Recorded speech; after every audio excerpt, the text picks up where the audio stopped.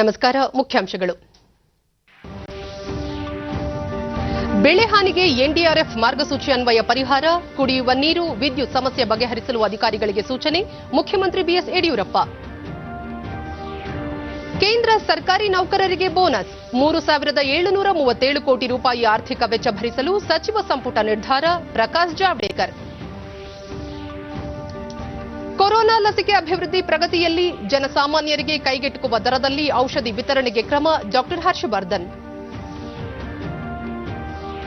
ದೇಶಾದ್ಯಂತ ಪೊಲೀಸ್ ಹುತಾತ್ಮ ದಿನ ಆಚರಣೆ, ವಿಪತ್ತು ಕಾರ್ಯಾಚರಣೆ, ಕೋವಿಡ್-19 ನಿರ್ವಹಣೆಯಲ್ಲಿ ಅಪ್ರತಿಮ ಸೇವೆ, ಪ್ರಧಾನಿ ಪ್ರಶಂಸೆ. ವಾರ್ತೆಗಳ ವಿವರ.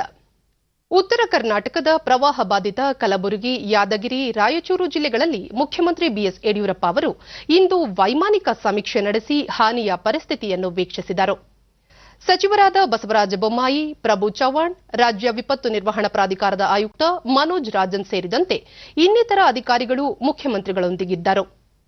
ಕಲಬುರಗಿಯಲ್ಲಿ ಮಾಹಿತಿ ನೀಡಿದ ಮುಖ್ಯಮಂತ್ರಿ ಯಡಿಯೂರಪ್ಪ, ಚುನಾವಣಾ ನೀತಿ ಸಂಹಿತೆ ಇರುವ ಹಿನ್ನೆಲೆಯಲ್ಲಿ ಯಾವುದೇ ಘೋಷಣೆ ಮಾಡುವಂತಿಲ್ಲ. ಪ್ರವಾಹದಿಂದಾಗಿ ಕಲಬುರಗಿ ಸೇರಿದಂತೆ ಹಲವೆಡೆ ಕುಡಿಯುವ ನೀರು, ವಿದ್ಯುತ್ ಸಮಸ್ಯೆ ಎದುರಾಗಿದೆ. ಅದನ್ನು ತಕ್ಷಣ ಬಗೆಹರಿಸುವಂತೆ ಅಧಿಕಾರಿಗಳಿಗೆ ಸೂಚನೆ ನೀಡಿದ್ದೇನೆ ಎಂದರು. ಮಳೆ ಹಾಗೂ ಬೆಳೆ ಹಾನಿಗೆ ಸಂಬಂಧಿಸಿದಂತೆ ಎನ್ಡಿಆರ್ಎಫ್ ಮಾರ್ಗಸೂಚಿ ಅನ್ವಯ ಪರಿಹಾರ ನೀಡಲಾಗುವುದು. ಉತ್ತರ ಕರ್ನಾಟಕದ 4 ಜಿಲ್ಲೆಗಳ 14 ತಾಲೂಕುಗಳು ಸಂಕಷ್ಟಕ್ಕೆ ಗುರಿಯಾಗಿವೆ. 247 ಗ್ರಾಮಗಳಲ್ಲಿ ಸಮಸ್ಯೆಯಾಗಿದ್ದು 233 ಕಾಳಜಿ ಕೇಂದ್ರಗಳನ್ನು ತೆರೆಯಲಾಗಿದೆ ಎಂದು ಹೇಳಿದರು. ಇದಕ್ಕೂ ಮುನ್ನ ಅಧಿಕಾರಿಗಳೊಂದಿಗೆ ಅತಿವೃಷ್ಟಿಯಿಂದ ಆಗಿರುವ ಹಾನಿ ಕುರಿತು ಚರ್ಚೆ ನಡೆಸಿ ಮಾಹಿತಿ ಪಡೆದರು.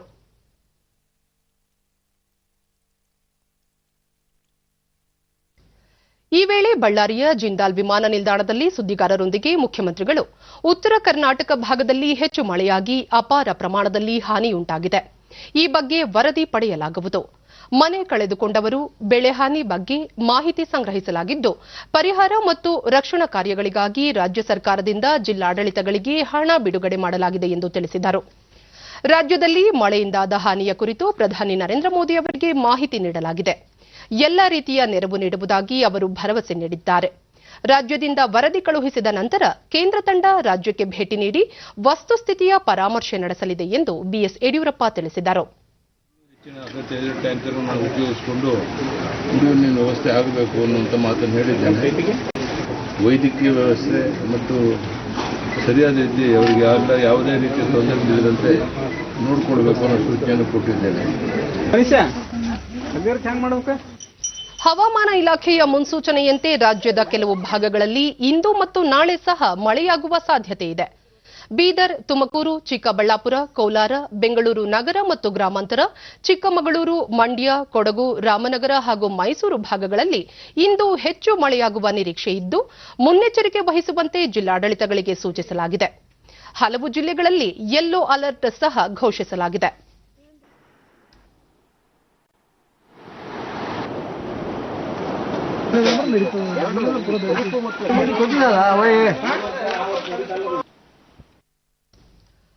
ರಾಜ್ಯದಲ್ಲಿ ಮಳೆ ಹಾಗೂ ಪ್ರವಾಹದಿಂದ ಹಾನಿಗೊಳಗಾದ ಮನೆಗಳಿಗೆ ರಾಜ್ಯ ಸರ್ಕಾರ ಪರಿಹಾರ ಧನ ಪರಿಷ್ಕರಿಸಿ ಆದೇಶಿಸಿದೆ. 70%ಕ್ಕಿಂತ ಹೆಚ್ಚು ಪ್ರಮಾಣದಲ್ಲಿ ಮನೆ ಹಾನಿಯಾಗಿದ್ದರೆ ಮಾರ್ಗಸೂಚಿಯಂತೆ 95,100 ರೂಪಾಯಿ ಇದ್ದ ಪರಿಹಾರವನ್ನು ಪರಿಷ್ಕೃತ ದರ 5 ಲಕ್ಷಕ್ಕೆ ಹೆಚ್ಚಳ ಮಾಡಲಾಗಿದೆ.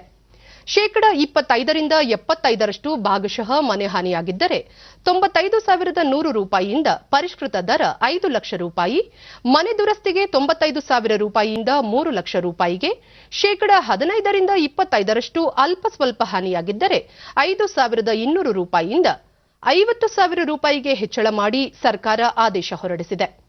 ಪ್ರವಾಹ ಬಾಧಿತ ಪ್ರದೇಶಗಳಲ್ಲಿ ಹಾನಿಗೊಳಗಾದ ಮನೆಗಳಿಗೆ ತುರ್ತು ಪರಿಹಾರವಾಗಿ ತಲಾ 10,000 ರೂಪಾಯಿ ನೀಡಲು ಸರ್ಕಾರ ಮುಂದಾಗಿದೆ. ಜಿಲ್ಲಾ ಉಸ್ತುವಾರಿಯೂ ಆಗಿರುವ ಕೃಷಿ ಸಚಿವ ಬಿಸಿ ಪಾಟೀಲ್ ಕೊಪ್ಪಳ ಜಿಲ್ಲೆಯ ಮಳೆ ಹಾನಿಗೊಳಗಾದ ಪ್ರದೇಶಗಳಿಗಿಂದು ಭೇಟಿ ನೀಡಿ ಪರಿಸ್ಥಿತಿಯ ಪರಾಮರ್ಶೆ ನಡೆಸಿದರು. ತಾಲೂಕಿನ ಕೋಳೂರು ಗ್ರಾಮಕ್ಕೆ ಭೇಟಿ ನೀಡಿ ಮಳೆಯಿಂದ ಹಾನಿಗೀಡಾಗಿರುವ ಸೇತುವೆ ವೀಕ್ಷಿಸಿದರು. ನಂತರ ಸಚಿವರು ಜಿಲ್ಲೆಯಲ್ಲಿ ಮಳೆಯಿಂದಾಗಿ ಭಾರೀ ಪ್ರಮಾಣದಲ್ಲಿ ಹಾನಿಯುಂಟಾಗಿದ್ದು, ಅಧಿಕಾರಿಗಳಿಂದ ವರದಿ ತರಿಸಿಕೊಳ್ಳಲಾಗುತ್ತಿದೆ. ಬಳಿಕ ಮುಖ್ಯಮಂತ್ರಿ ಅವರಿಗೆ ಸಮಗ್ರ ವರದಿ ಸಲ್ಲಿಸಿ ಪರಿಹಾರ ನೀಡುವಂತೆ ಮನವಿ ಮಾಡಲಾಗುವುದು ಎಂದರು. ಪ್ರವಾಹ ಬಾಧಿತ ಪ್ರದೇಶಗಳಲ್ಲಿ ಬೆಳೆ ಹಾಗೂ ಮನೆ ಹಾನಿಗೆ ಸಂಬಂಧಿಸಿದಂತೆ ಎನ್ಡಿಆರ್ಎಫ್ ಮತ್ತು ಎಸ್ಡಿಆರ್ಎಫ್ ನಿಯಮಗಳ ಪ್ರಕಾರ ಪರಿಹಾರ ನೀಡಲಾಗುವುದು. ಕೋಳೂರು ಸೇತುವೆ ಕಳಪೆ ಕಾಮಗಾರಿ ನಡೆದಿರುವ ಕುರಿತು ದೂರುಗಳು ಬಂದಿದ್ದು, ಸಮಗ್ರ ಮಾಹಿತಿಯನ್ನು ಕಲೆ ಹಾಕಿ ತಪ್ಪಿತಸ್ಥ ಅಧಿಕಾರಿ ಹಾಗೂ ಎಂಜಿನಿಯರ್ಗಳ ವಿರುದ್ಧ ಕ್ರಮ ಕೈಗೊಳ್ಳಲಾಗುವುದು ಎಂದರು. ಉತ್ತರ ಕರ್ನಾಟಕದ ಹಲವು ಭಾಗಗಳಲ್ಲಿ ಮಳೆಯಾಗುತ್ತಿರುವ ಹಿನ್ನೆಲೆಯಲ್ಲಿ ರೈತರಿಗೆ ನೆರವು ನೀಡಲು ಕರ್ನಾಟಕ ರಾಜ್ಯ ಪ್ರಾಕೃತಿಕ ವಿಪತ್ತು ನಿರ್ವಹಣಾ ಕೇಂದ್ರ ಮುಂದಾಗಿದೆ. ಮಳೆ ಮುನ್ಸೂಚನೆ ಮತ್ತು ಕೈಗೊಳ್ಳಬೇಕಾದ ಕ್ರಮಗಳು ಸೇರಿದಂತೆ ವಿವಿಧ ಮಾಹಿತಿ ಒದಗಿಸಲು ತೆರೆಯಲಾಗಿರುವ ಸಹಾಯವಾಣಿಗೆ ಕಳೆದೆರಡು ದಿನಗಳಲ್ಲಿ 10,000ಕ್ಕೂ ಅಧಿಕ ಕರೆ ಬಂದಿದೆ.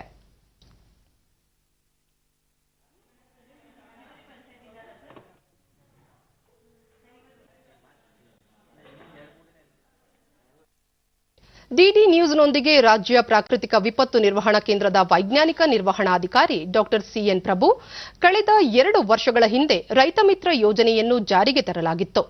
ಇದೀಗ ಉತ್ತರ ಕರ್ನಾಟಕದಲ್ಲಿ ಭಾರೀ ಮಳೆಯಿಂದ ಉಂಟಾಗಿರುವ ಪ್ರವಾಹದ ಹಿನ್ನೆಲೆಯಲ್ಲಿ ರೈತರು ಸಮಸ್ಯೆಗೆ ಸಿಲುಕಿದ್ದಾರೆ. ಅವರಿಗಾಗಿ ಮಾಹಿತಿ ನೀಡಲು ಮುಂದಾಗಿರುವುದಾಗಿ ಹೇಳಿದ್ದಾರೆ. ನೇರವಾಗಿ ಕರೆ ಮಾಡಿ ಅವರ ಪಂಚಾಯಿತಿ ವ್ಯಾಪ್ತಿಯಲ್ಲಿ ಮಳೆ ಮುನ್ಸೂಚನೆ ಸೇರಿದಂತೆ ಇನ್ನಿತರೆ ಮಾಹಿತಿ ನೀಡಿದರೆ ರೈತರಿಗೆ ಏನೆಲ್ಲ ಮುನ್ನೆಚ್ಚರಿಕಾ ಕ್ರಮಗಳನ್ನು ಕೈಗೊಳ್ಳಬೇಕು ಎನ್ನುವುದನ್ನು ತಿಳಿಸಲಾಗುವುದು ಎಂದರು. ಕರಾವಳಿ ಭಾಗದಲ್ಲಿ ವಾಡಿಕೆಗಿಂತ ಹೆಚ್ಚಿನ ಮಳೆಯಾಗುವ ಸಾಧ್ಯತೆ ಇದೆ. ಒಟ್ಟಾರೆ ಉತ್ತರ ಒಳನಾಡಿನಲ್ಲಿ ಹಗುರ ಮತ್ತು ಸಾಧಾರಣ ಮಳೆಯಾಗುವ ಸಾಧ್ಯತೆ ಇದೆ ಎಂದು ಹೇಳಿದರು. ಸಾಮಾನ್ಯಕ್ಕಿಂತ ವಾಡಿಕೆಗಿಂತ ಹೆಚ್ಚಿನ ಮಳೆ ಆಗುವಂಥ ನಿರೀಕ್ಷೆ ಇದೆ. ಆದರೆ ಇಡೀ ರಾಜ್ಯದಲ್ಲಿ ನೋಡಿದರೆ ಉತ್ತರ ಒಳನಾಡು ಇರ್ಬೋದು ಅಥವಾ ನಮ್ಮ ದಕ್ಷಿಣ ಒಳನಾಡು ಸಾಧಾರಣದಿಂದ ಹಗುರದಿಂದ ಸಾಧಾರಣ ಮಳೆ ಆಗ್ತಕ್ಕಂಥ. ಬೆಂಗಳೂರಿನಲ್ಲಿ ಕಳೆದ ರಾತ್ರಿ ಸುರಿದ ಗುಡುಗು ಸಿಡಿಲು ಸಹಿತ ಭಾರೀ ಮಳೆಯಿಂದಾಗಿ ತಗ್ಗು ಪ್ರದೇಶಗಳಿಗೆ ನೀರು ನುಗ್ಗಿದ್ದು ರಸ್ತೆಗಳು ಸಂಪೂರ್ಣ ಜಲಾವೃತವಾಗಿದ್ದು ವಾಹನ ಸಂಚಾರಕ್ಕೆ ಅಡಚಣೆಯಾಗಿತ್ತು. ಇಂದು ಬೆಳಗ್ಗೆ ಹೊಸಕೆರೆಹಳ್ಳಿ ರಾಜಕಾಲುವೆ ಗೋಡೆ ಕುಸಿತ ಸ್ಥಳಕ್ಕೆ ಉಪಮುಖ್ಯಮಂತ್ರಿ ಡಾ ಸಿಎನ್ ಅಶ್ವತ್ಥನಾರಾಯಣ, ಬಿಬಿಎಂಪಿ ಆಯುಕ್ತ ಮಂಜುನಾಥ್ ಪ್ರಸಾದ್ ಅಧಿಕಾರಿಗಳು ಭೇಟಿ ನೀಡಿ ಪರಿಶೀಲಿಸಿದರು. ಈ ವೇಳೆ ಅಶ್ವತ್ಥನಾರಾಯಣ, ನಗರದಲ್ಲಿ ನಿನ್ನೆ ಹೆಚ್ಚಿನ ಪ್ರಮಾಣದಲ್ಲಿ ಮಳೆಯಾದ ಹಿನ್ನೆಲೆಯಲ್ಲಿ ಅನಧಿಕೃತ ಬಡಾವಣೆಗಳು ಸೇರಿದಂತೆ ನಗರದ ಹಲವೆಡೆ ಸಮಸ್ಯೆಯಾಗಿದೆ. ಇದಕ್ಕೆ ಶಾಶ್ವತ ಪರಿಹಾರ ಕಲ್ಪಿಸುವ ಕೆಲಸ ನಡೆಯುತ್ತಿದೆ. ಈಗಾಗಲೇ ಬೆಂಗಳೂರಿನಲ್ಲಿ 400 ಕಿಲೋಮೀಟರ್ ರಸ್ತೆಯನ್ನು ರಿಮಾಡೆಲಿಂಗ್ ಮಾಡಲಾಗುತ್ತಿದೆ. ಈ ಮೂಲಕ ರಾಜಕಾಲುವೆಗಳಲ್ಲಿ ನೀರು ಹರಿಯಲು ಎಲ್ಲಾ ವ್ಯವಸ್ಥೆ ಮಾಡಲಾಗುತ್ತಿದೆ ಎಂದು ತಿಳಿಸಿದರು. ಇನ್ನೊಂದು ತಿಂಗಳಲ್ಲಿ ಹೊಸಕೆರೆಹಳ್ಳಿ ರಾಜಕಾಲುವೆಗೆ ಆರ್ಸಿಸಿ ತಡೆಗೋಡೆ ನಿರ್ಮಿಸಿ ಸಮಸ್ಯೆಯನ್ನು ಶಾಶ್ವತವಾಗಿ ಪರಿಹಾರ ಮಾಡಲಾಗುವುದು. ರಾಜಕಾಲುವೆ ಪಕ್ಕದಲ್ಲಿರುವ ನಿವಾಸಿಗಳಿಗೆ ತಾತ್ಕಾಲಿಕ ವ್ಯವಸ್ಥೆ ಮಾಡಲಾಗುವುದು ಎಂದು ಅವರು ಹೇಳಿದ್ದಾರೆ. ಸಿಮೆಂಟ್ ವಾಲ್ ಇರೋದ್ರಿಂದ ಅಷ್ಟು ಗಟ್ಟಿಮಟ್ಟಾಗಿಲ್ಲ ಕಾರಣ ರಿಮಾಡೆಲಿಂಗ್ ಏನೊಂದು ರಾಜಕಾಲುವೆಗಳು ಅಥವಾ ಸ್ಟಾಮ್ ವಾಟರ್ ಡ್ರೈನ್ ಆಗಬೇಕಾಗಿದೆ. ಆಗದ ಕಾರಣ ಇಂದಿಷ್ಟು ಸಮಸ್ಯೆಗಳು ಎದುರಿಸಬಹುದು. ಈ ದಿಕ್ಕಿನಲ್ಲಿ ಈಗಾಗಲೇ 1100 ಕಟ್ಟಡಗಳನ್ನು ತೆರವು ಮಾಡಿಸುವಂಥದ್ದಿದೆ. ಸ್ಟಾಮ್ ವಾಟರ್ ಡ್ರೈನ್ ಅಂತ ಇರುವಂಥದ್ದು ಇನ್ನು 700 ಕಟ್ಟಡ ತೆರವುಗೊಳಿಸಲಿಕ್ಕೆ ಒಂದು ಕೋವಿಡ್ನ ಒಂದು ಹಿನ್ನೆಲೆಯಲ್ಲಿ ಅದನ್ನ ಕಾರ್ಯರೂಪಕ್ಕೆ ತರಲಿಕ್ಕಾಗಿದೆ. ರಾಜ್ಯದಲ್ಲಿ ಅದರಲ್ಲೂ ಉತ್ತರ ಕರ್ನಾಟಕ ಭಾಗದಲ್ಲಿ ಉಂಟಾದ ಮಳೆ ಅನಾಹುತ ಹಾಗೂ ಪ್ರವಾಹ ಪರಿಸ್ಥಿತಿಯನ್ನು ನಿಭಾಯಿಸುವಲ್ಲಿ ರಾಜ್ಯ ಸರ್ಕಾರ ವಿಫಲವಾಗಿದೆ ಎಂದು ಕೆಪಿಸಿಸಿ ಅಧ್ಯಕ್ಷ ಡಿಕೆ ಶಿವಕುಮಾರ್ ಹೇಳಿದ್ದಾರೆ. ಶಿರಾ ಉಪಚುನಾವಣೆಯ ಪ್ರಚಾರದಲ್ಲಿ ಪಾಲ್ಗೊಂಡಿರುವ ಅವರು, ರಾಜ್ಯದಲ್ಲಿ ಸಮಸ್ಯೆಯನ್ನು ಎದುರಿಸಲು ಸರ್ಕಾರ ವಿಫಲವಾಗಿದೆ. ಸಚಿವರು ಪ್ರವಾಹ ಬಾಧಿತ ಜನರ ಸಮಸ್ಯೆಯನ್ನು ಆಲಿಸುತ್ತಿಲ್ಲ. ರಾಜ್ಯದಲ್ಲಿ ಸರ್ಕಾರ ಇದೆಯೇ ಎನ್ನುವ ಪ್ರಶ್ನೆ ಜನಸಾಮಾನ್ಯರನ್ನು ಕಾಡಲಿದೆ ಎಂದು ಅವರು ಹೇಳಿದರು. ರಾಜರಾಜೇಶ್ವರಿ ನಗರ ಮತ್ತು ಶಿರಾ ವಿಧಾನಸಭಾ ಕ್ಷೇತ್ರದಲ್ಲಿ ಕಾಂಗ್ರೆಸ್ ಪಕ್ಷಕ್ಕೆ ಬಿಜೆಪಿ ಮತ್ತು ಜೆಡಿಎಸ್ ಎರಡೂ ಪ್ರತಿಸ್ಪರ್ಧಿಗಳೇ ಎಂದು ಹೇಳಿದ ಅವರು, ಕಾಂಗ್ರೆಸ್ ಪಕ್ಷ ವಿರೋಧ ಪಕ್ಷವಾಗಿ ಸರ್ಕಾರದ ವಿರುದ್ಧ ಹೋರಾಟ ನಡೆಸುತ್ತಿದೆ ಎಂದರು. ಲಾಕ್ಡೌನ್ ಸಮಯದಲ್ಲಿ ಜನರ ಸಮಸ್ಯೆಯನ್ನು ಆಲಿಸಿ ಅವರಿಗೆ ಪರಿಹಾರ ಒದಗಿಸುವ ನಿಟ್ಟಿನಲ್ಲಿ ಕೆಲಸ ಮಾಡಿದ್ದೇವೆ ಎಂದು ಅವರು ಹೇಳಿದರು.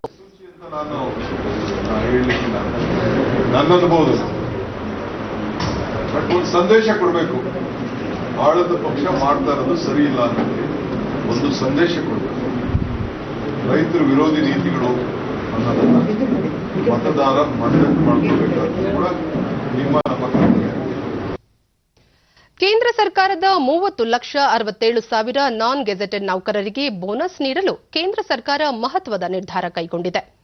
ಇಂದು ಪ್ರಧಾನಿ ನರೇಂದ್ರ ಮೋದಿ ಅಧ್ಯಕ್ಷತೆಯಲ್ಲಿ ನಡೆದ ಸಚಿವ ಸಂಪುಟ ಸಭೆಯಲ್ಲಿ ಈ ನಿರ್ಧಾರ ಕೈಗೊಳ್ಳಲಾಗಿದೆ ಎಂದು ಸಭೆಯ ಬಳಿಕ ವಾರ್ತಾ ಮತ್ತು ಪ್ರಸಾರ ಖಾತೆ ಸಚಿವ ಪ್ರಕಾಶ್ ಜಾವಡೇಕರ್ ತಿಳಿಸಿದರು. ವಿಜಯದಶಮಿ ಹಬ್ಬಕ್ಕೂ ಮುನ್ನವೇ ಎಲ್ಲ ನೌಕರರ ಖಾತೆಗಳಿಗೆ ಈ ಬೋನಸ್ ಹಣವನ್ನು ಪಾವತಿ ಮಾಡಲಾಗುತ್ತದೆ. ಈ ಮೂಲಕ ಹಬ್ಬದ ಕೊಡುಗೆ ನೀಡಲಾಗುತ್ತಿದೆ ಎಂದು ತಿಳಿಸಿದ ಅವರು ಕೇಂದ್ರ ಸರ್ಕಾರಿ ನೌಕರಿಗಾಗಿ ಒಟ್ಟು 3,737 ಕೋಟಿ ರೂಪಾಯಿಗಳನ್ನು ಮಂಜೂರು ಮಾಡಲಾಗಿದೆ ಎಂದು ತಿಳಿಸಿದರು.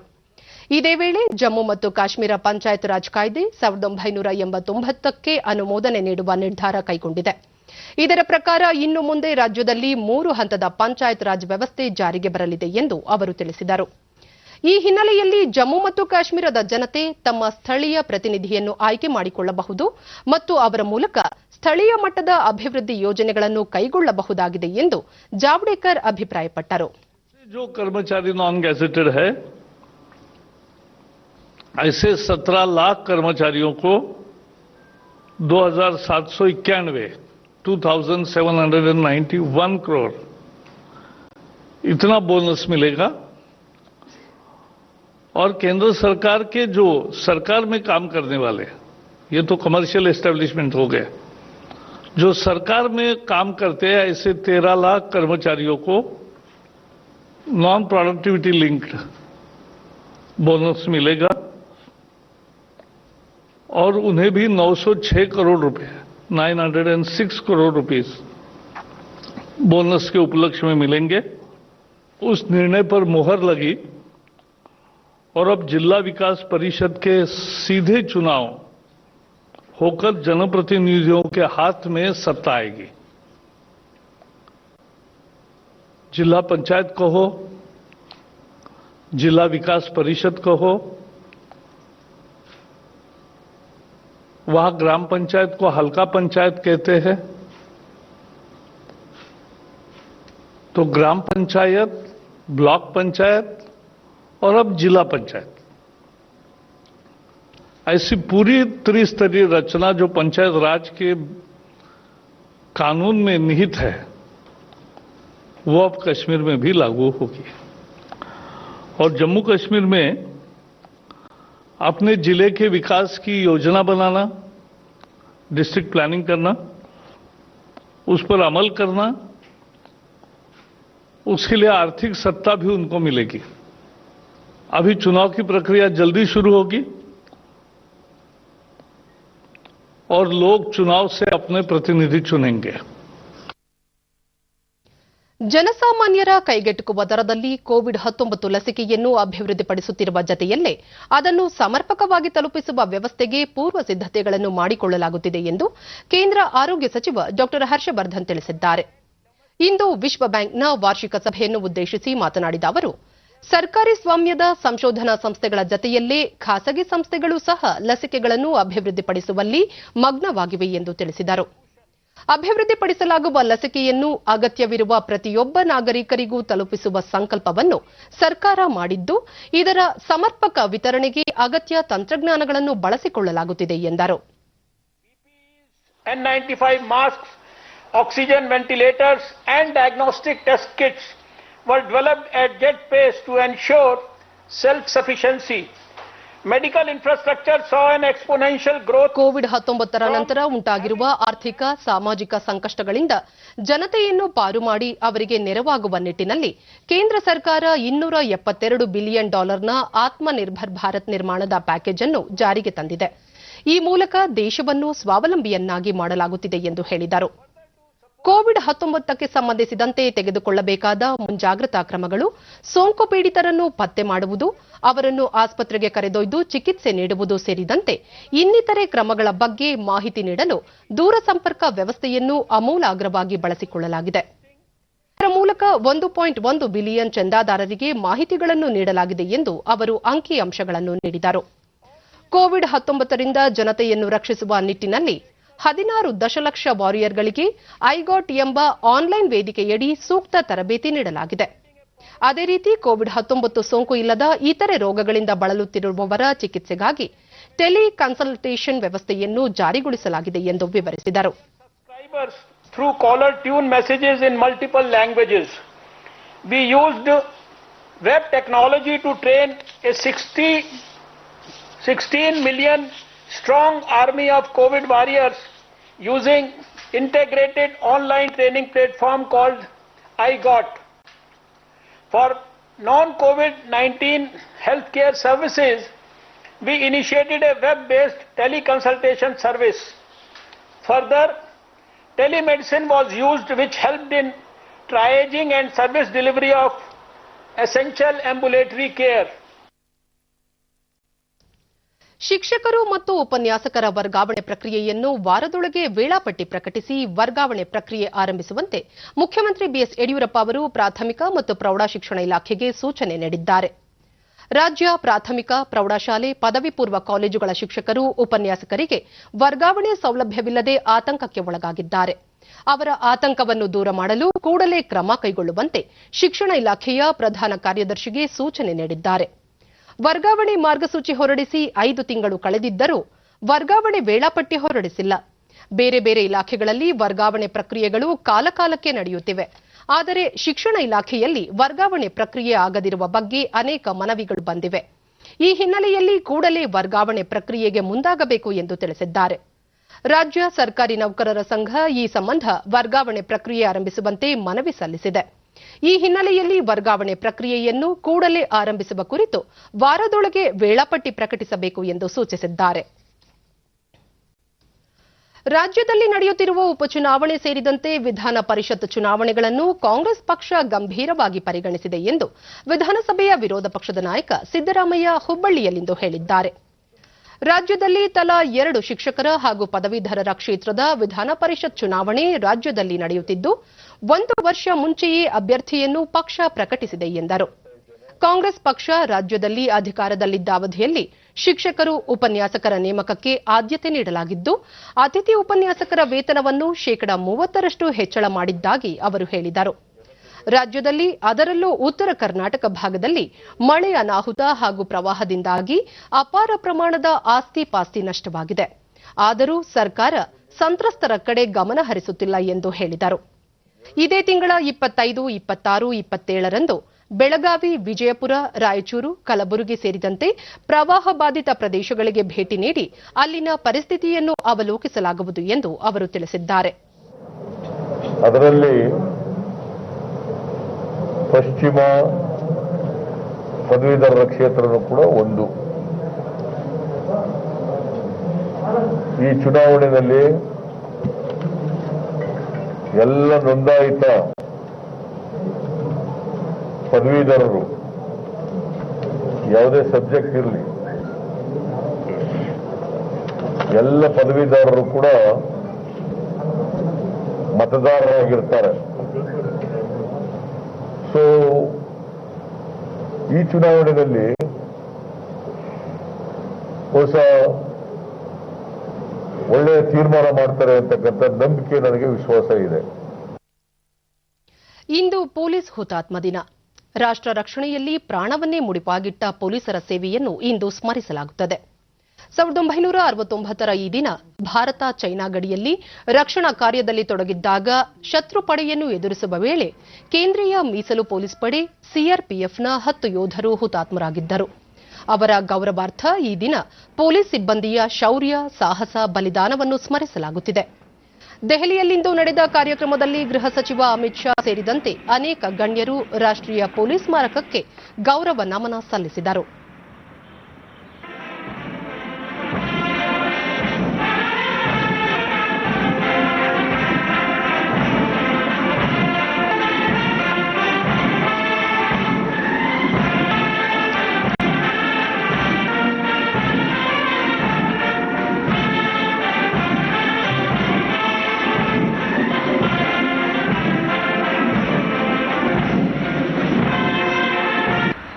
पुलिस स्मृति दिवस के उपलक्ष्य में आज हम सब यहाँ पुलिस स्मारक पर एकत्रित हुए हैं.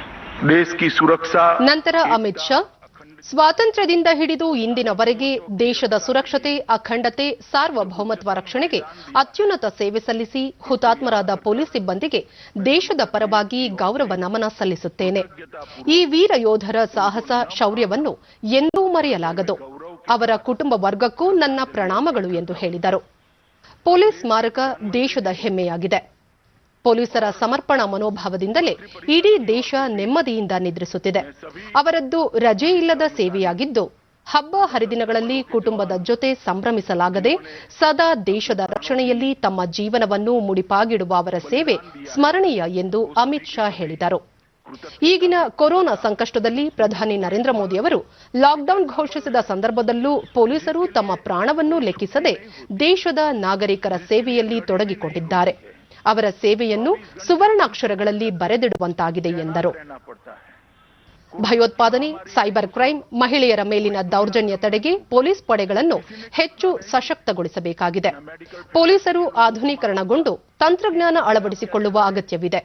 ಗಡಿಯಲ್ಲಿ ಶಾಂತಿ ಸ್ಥಾಪನೆಯಾದರೆ ದೇಶದೊಳಗೂ ಶಾಂತಿ ನೆಲೆಸಲಿದೆ ಎಂದು ಅಮಿತ್ ಶಾ ತಿಳಿಸಿದರು. दुनिया में पहली बार इस संकट का सामना कर रहे थे, मगर उस वक्त जब देश के प्रधानमंत्री ने कॉल दिया कि लॉकडाउन करेंगे और इस महामारी को रोकने का प्रयास करेंगे, मुझे कहते हुए देश के गृह मंत्री के नाते बहुत गर्व होता है कि लॉकडाउन के अमलीकरण के लिए वही दिन है जिस दिन 10 बहादुर सीआरपीएफ जवानों ने संख्या में और शस्त्र में कई गुना अधिक लैस चीनी टुकड़ी का सामना करते करते देश की सीमाओं की रक्षा करने के लिए अपने प्राणों की बलिदान दिया था. इसीलिए 1960 से लेकर आज तक हम इसी दिन को पुलिस स्मृति दिन बनाते हैं. मित्रों, पुलिस का काम अब बहुत सारे नई चैलेंजेस और नई डायमेंशन में बढ़ता जा रहा है. आतंकवाद, फेक करेंसी, नारकोटिक्स कंट्रोल, शस्त्रों की तस्करी, मानव तस्करी, साइबर क्राइम और महिलाओं के विरुद्ध के अपराध, ये बहुत सारे डायमेंशन विगत 2-3 दशकों में पुलिस के सामने आए हैं. हमारे सामने ये चुनौती है कि इसके लिए हम हमारे बल को तैयार करें और इसके लिए भारत सरकार ने एक सुगठित पुलिस मॉडर्नाइजेशन का प्रोग्राम शुरू किया है.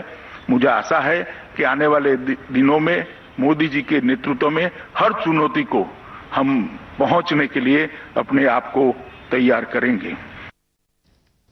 ಪೊಲೀಸ್ ಹುತಾತ್ಮರ ದಿನದ ಅಂಗವಾಗಿ ಉಪರಾಷ್ಟ್ರಪತಿ ಎಂ ವೆಂಕಯ್ಯ ನಾಯ್ಡು ದೇಶ ಸೇವೆಯಲ್ಲಿ ಪ್ರಾಣ ಅರ್ಪಿಸಿದ ಹುತಾತ್ಮ ಪೊಲೀಸರಿಗೆ ಗೌರವ ನಮನ ಸಲ್ಲಿಸಿ ಕುಟುಂಬದ ಸದಸ್ಯರಿಗೆ ಸಾಂತ್ವನ ಹೇಳಿದ್ದಾರೆ.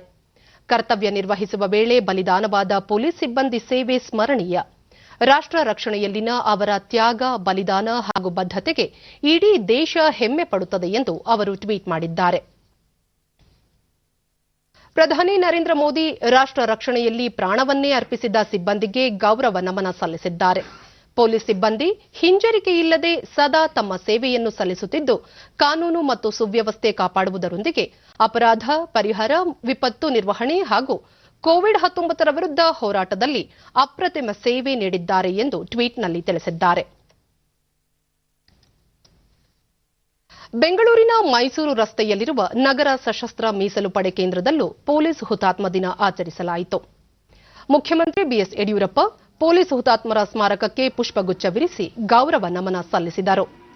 ಗೃಹ ಸಚಿವ ಬಸವರಾಜ ಬೊಮ್ಮಾಯಿ ಸೇರಿದಂತೆ ಅನೇಕ ಹಿರಿಯ ಪೊಲೀಸ್ ಅಧಿಕಾರಿಗಳು, ಗಣ್ಯರು ಉಪಸ್ಥಿತರಿದ್ದರು.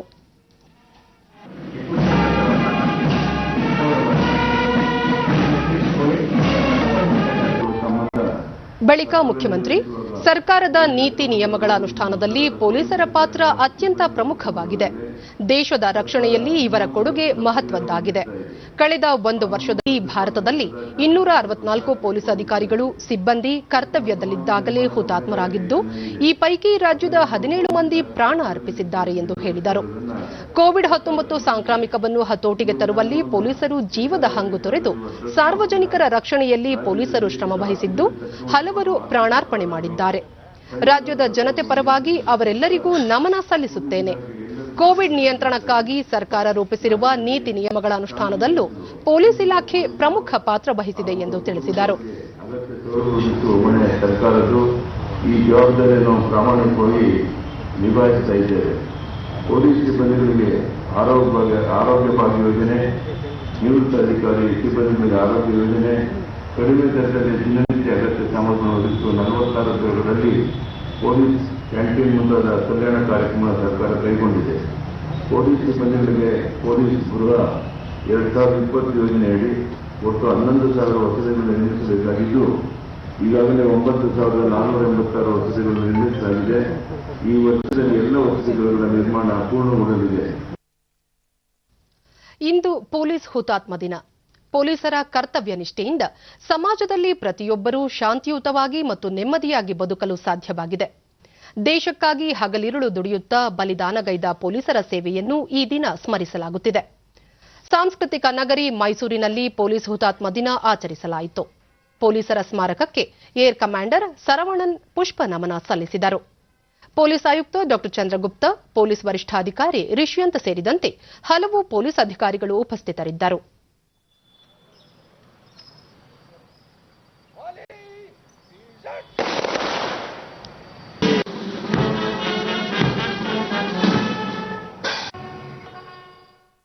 October, it is observed as Police Commemoration Day. All police forces across the country remember this day as a momentous day. As we all remember our police air commander Saravanan ಹಗಲಿರುಳು ಜನರ ಸೇವೆಗಾಗಿ ಶ್ರಮಿಸುತ್ತಿರುವ ಸೈನಿಕರು ಹಾಗೂ ಪೊಲೀಸರ ಸೇವೆಯನ್ನು ಎಲ್ಲರೂ ಸ್ಮರಿಸಬೇಕು. ಯುವಜನತೆ ಹೆಚ್ಚಿನ ಸಂಖ್ಯೆಯಲ್ಲಿ ಪೊಲೀಸ್ ಸೇವೆ ಹಾಗೂ ಸೈನ್ಯಕ್ಕೆ ಸೇರಿ ದೇಶದ ರಕ್ಷಣೆಗೆ ಮುಂದಾಗಬೇಕು ಎಂದು ಕರೆ ನೀಡಿದರು. The valor and inspiring saga of dedication to the nation today.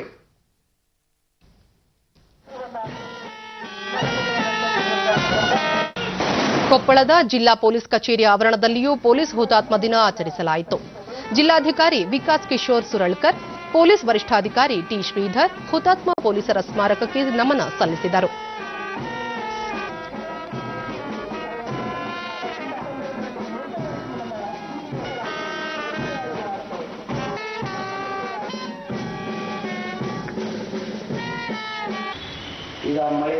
ಜಿಲ್ಲಾಧಿಕಾರಿ ವಿಕಾಸ್ ಕಿಶೋರ್ ಸುರಳ್ಕರ್ ದೇಶದ ಆಂತರಿಕ ಭದ್ರತೆಯಲ್ಲಿ ಪೊಲೀಸರ ಪಾತ್ರ ಮಹತ್ವದ್ದು ಎಂದು ತಿಳಿಸಿದರು. ಔಟ್ಸೈಡ್ ದಿ ಕಂಟ್ರಿಯಿಂದ ಬರ್ತಾ ಇರ್ತಕ್ಕಂಥ ಆಪತ್ತಿಗಳಿರಲಿ, ಈ ಎಲ್ಲ ಆಪತ್ತಿಗಳಲ್ಲಿ ನಿಮ್ಮೆಲ್ಲರಿಗೆ ಸ್ವಂತ ಪ್ರಾಣದ ಚಿಂತೆ ಮಾಡಲಾರದೆ ಕಾಪಾಡಲಿಕ್ಕೆ ಮುಂದೆ ಯಾರೊಬ್ಬರು ಬರ್ತಾರಂದ್ರೆ ನಮ್ಮ ಆರ್ಮ್ ಫೋರ್ಸಸ್ ಅವರು. ಜಿಲ್ಲಾ ಪೊಲೀಸ್ ವರಿಷ್ಠಾಧಿಕಾರಿ ಟಿ ಶ್ರೀಧರ್ ಕರ್ನಾಟಕದಲ್ಲಿ ಹುತಾತ್ಮರಾದ ಪೊಲೀಸರ ಹೆಸರನ್ನು ಸ್ಮರಿಸಿದರು. Manjunatha, Kumar R, Dhananjaya, Mariswamy, Venkategowda BL, Keshava, Chandragangaiah, Ramanaik, Dundappa Naik, Mohan TP, Kariyappa Karigar, SN Koli. ಇದೇ ವೇಳೆ ಹುತಾತ್ಮರಾದ ಪೊಲೀಸ್ ಕುಟುಂಬಗಳ ಸದಸ್ಯರನ್ನು ಸನ್ಮಾನಿಸಲಾಯಿತು. ತನ್ನ ಗೌರವವನ್ನು ನೀಡ್ತಾ ಇದೆ.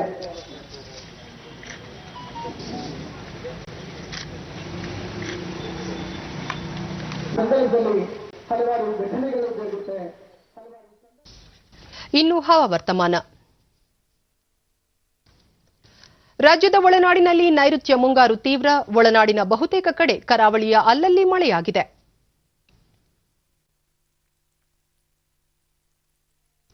ಕೊಪ್ಪಳ ಜಿಲ್ಲೆಯ ಬೇವೂರು ಮತ್ತು ಹಾವೇರಿಯಲ್ಲಿ ಅತಿ ಹೆಚ್ಚು 10 ಸೆಂಟಿಮೀಟರ್ ಮಳೆಯಾಗಿದೆ.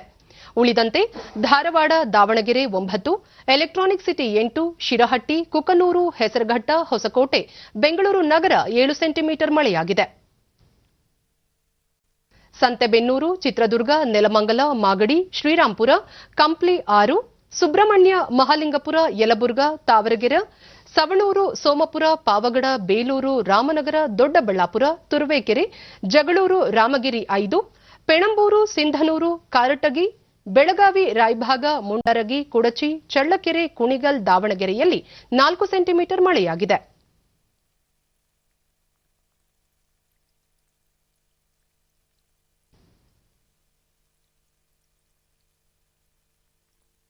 ಶಿರಾಳಿಯಲ್ಲಿ ಗರಿಷ್ಠ ತಾಪಮಾನ 32.5 ಡಿಗ್ರಿ ಸೆಲ್ಸಿಯಸ್ ದಾಖಲಾಗಿದ್ದು, ಬೀದರ್ನಲ್ಲಿ ಕನಿಷ್ಠ ತಾಪಮಾನ 19.4 ಡಿಗ್ರಿ ಸೆಲ್ಸಿಯಸ್ ದಾಖಲಾಗಿದೆ.